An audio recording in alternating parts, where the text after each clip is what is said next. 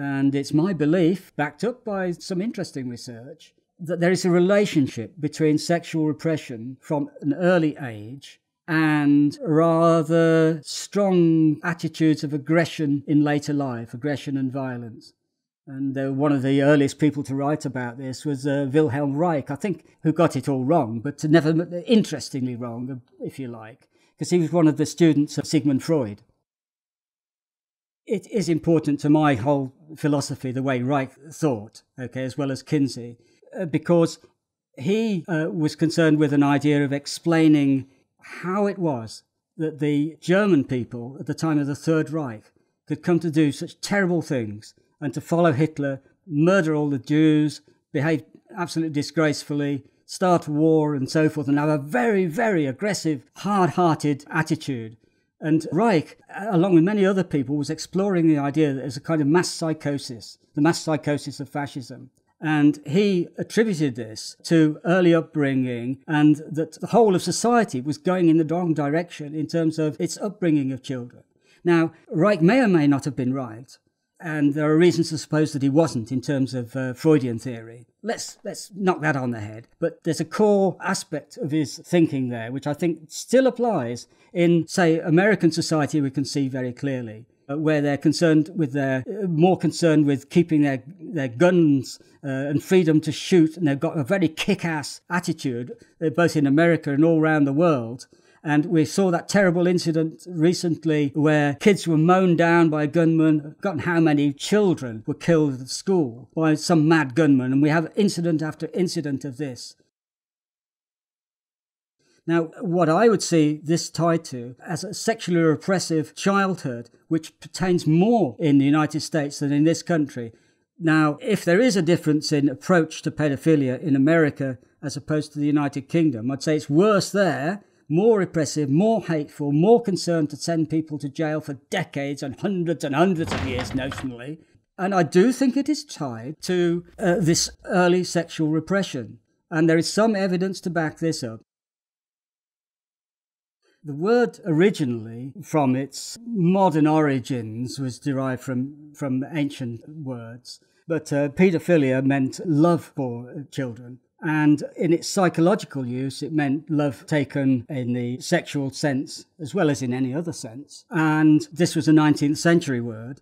And it was one of many conceptions like homosexuality, which came out of the psychiatry of the 19th and early 20th centuries. And the gay movement, with reference to homosexuality, they used the word gay because they preferred it and can understand that. It's much more user-friendly word than homosexuality, and maybe we should have come up with an alternative to paedophilia. The gay movement saw it as an opportunity, the existence of the concept of homosexuality and the homosexual, to have homosexual pride. In other words, turn a category of what was originally perceived in the 19th century to be an illness, to turn it into an identity, and an identity of pride, hence gay pride or homosexual pride.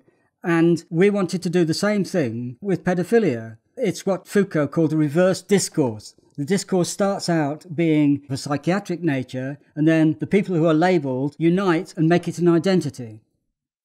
We weren't, as was sometimes wrongly said of us in the media, this shadowy organisation and so forth. We weren't shadowy. We were trying to sort of march into the daylight of publicity.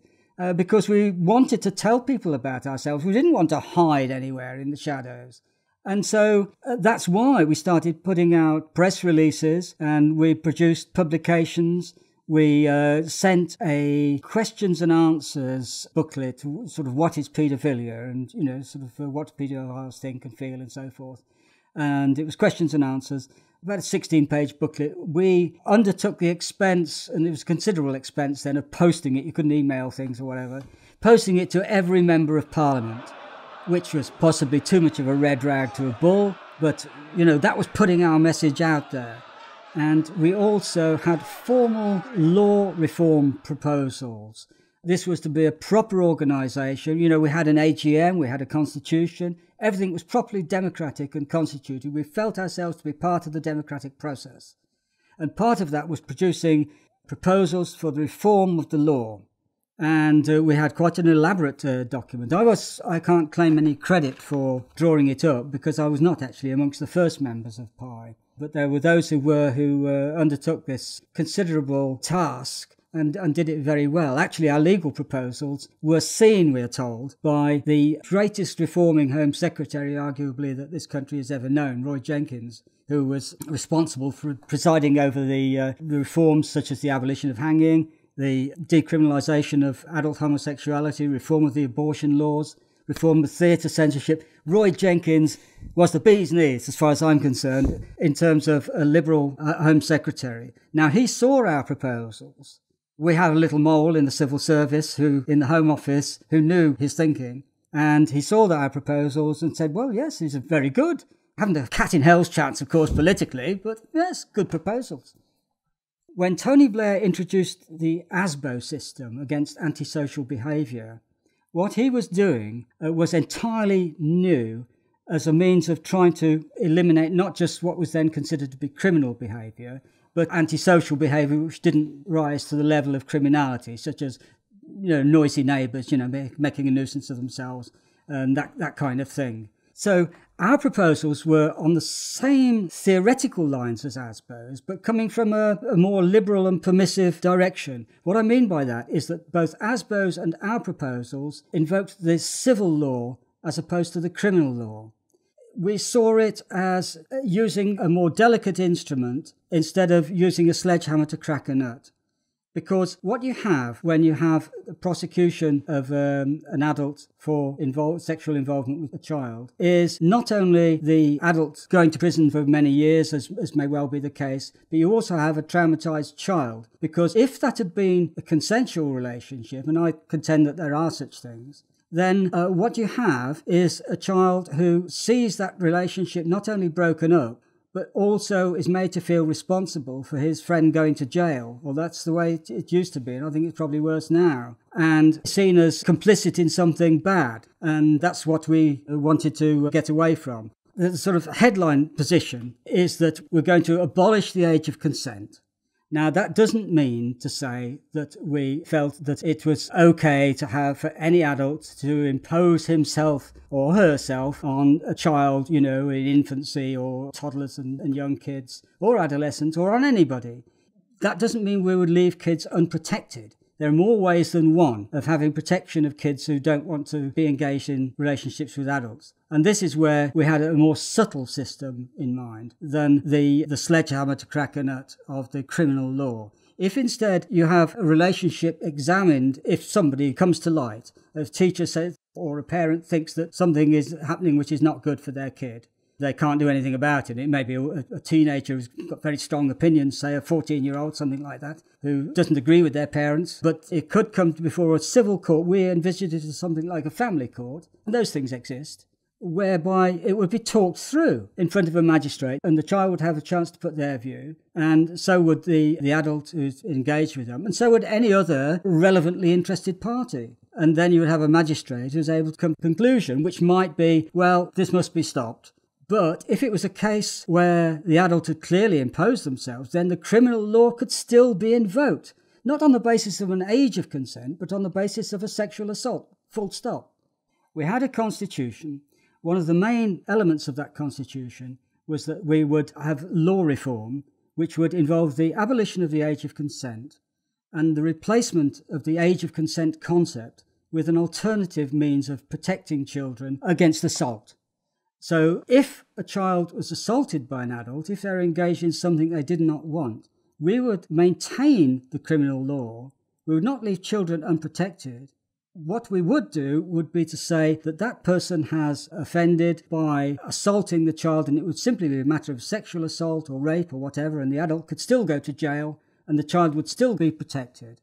Alternatively, if the child wished to say that it hadn't been imposed upon them, they would have the chance to do that, and it would go to something like a family court in a civil court arrangement, and it could be talked through in that forum in a civilised way, without the heaviness or the trauma to the child which would inevitably come through the criminal court proceedings.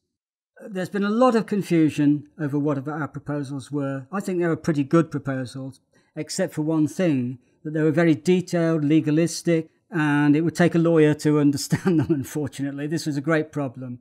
And it included one thing that the tabloids latched onto, and they tried to suggest that we'd got an age of consent of 4 and that it would be okay to have sex with kids down to the age of 4. That was never our intention. Part of the rationale of the proposals was that we considered and made statements about the ages that children, or stages that children go through. And they included a pre-verbal age. And what we were saying about children under 4 is that they should be assumed to be pre-verbal and not in a situation in which they could give verbal consent. And that's the only way in which 4 came into it, was as that developmental stage concept, whereas they were presumed to be at least verbally able to give some sort of assent or consent after that period. By the way, traditional English law has never recognised an age of consent when it comes to giving verbal consent outside of a sexual situation and even inside of a sexual situation. In our proposals, or at least in my personal approach, I felt that sexual intercourse with a child under the age of 12 is always inappropriate, and there should be some kind of baseline law along those lines.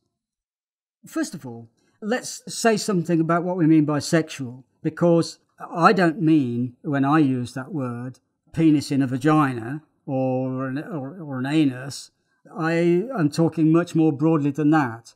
I think it's sexual, and a sexual relationship if there's touching, intimate manner, almost wherever in the body, but the genital area certainly, but not only the genital area. And one interesting thing to come out of feminist literature is that when women are talking to themselves, if you like, amongst themselves in obscure feminist intellectual magazines, they will talk about the eroticism of motherhood.